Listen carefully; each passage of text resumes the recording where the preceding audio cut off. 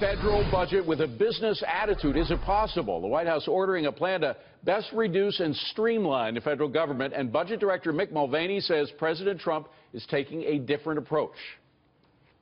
We're actually reaching out to the American public and saying, look, if you've had an experience with the federal government that's given you an idea about how to make it better, tell us. So it's sort of that refreshing thing about having the businessman in chief be president. We're actually trying to bring this business attitude towards the way we run the government.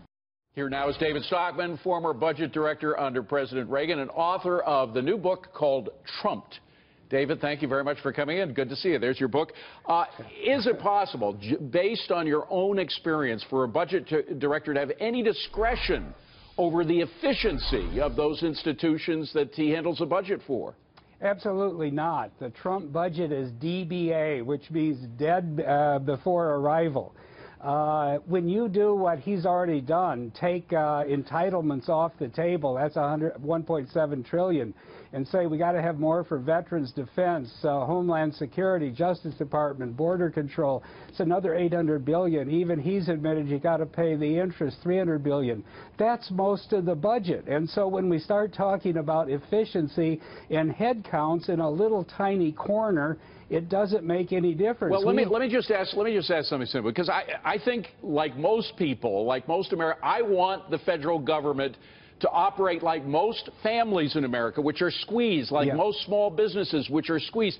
I grew up in Washington. Government is never squeezed. As much as they scream about it, they aren't. Why can't we squeeze them? Why can't the budget director say, okay, we're going to cut your budget in half, whether you're the ag department or whatever, and you're going to have to live with it? Because all of those discretionary budgets are appropriated, so that's up to Congress. What is that? That sounds like gobbledygook. What do you mean most of those budgets are? Go ahead. Well, explain it in English. Okay, either they're entitlements, which spend by law for Social Security $1 trillion, or Medicare $600 billion, or you have little bitty things like EPA, which is funded annually at $7.5 billion. I agree, cut it by 30%, but that would save about 4 hours worth of federal spending annually. Well, 4 hours is better than nothing, right? Well, I mean, there's been nothing happening in the past 8 years on that front. Well, no, yes, something's happened in the last 8 years.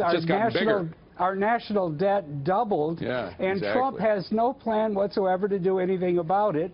And then to hear this ridiculous press conference where both of them talked about more defense spending, I think it is beyond. But you had trouble with Reagan in that regard, didn't you? Of course, but we're wasting money on defense like there's no tomorrow. Well, but Donald Trump has admitted that and said that in those areas where it is wasted, we're going to make it more efficient and save money. You say that's impossible, and I want to know why it's impossible. Because every time you save a dime, if you find an efficiency, they spend it on something else, because it's all based on the top line. And we've got $600 So am billion. I just supposed to shoot myself, David? I mean, what kind of future is this?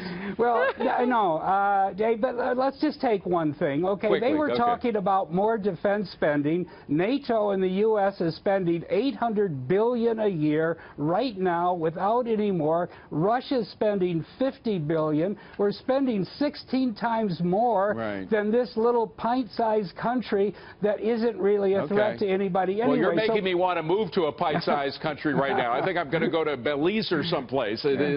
From your description, it's out of control and won't get any better, but I hope you're wrong. David, we got to leave it at that. Thank you so much for waiting for us. Appreciate it. David Stockman.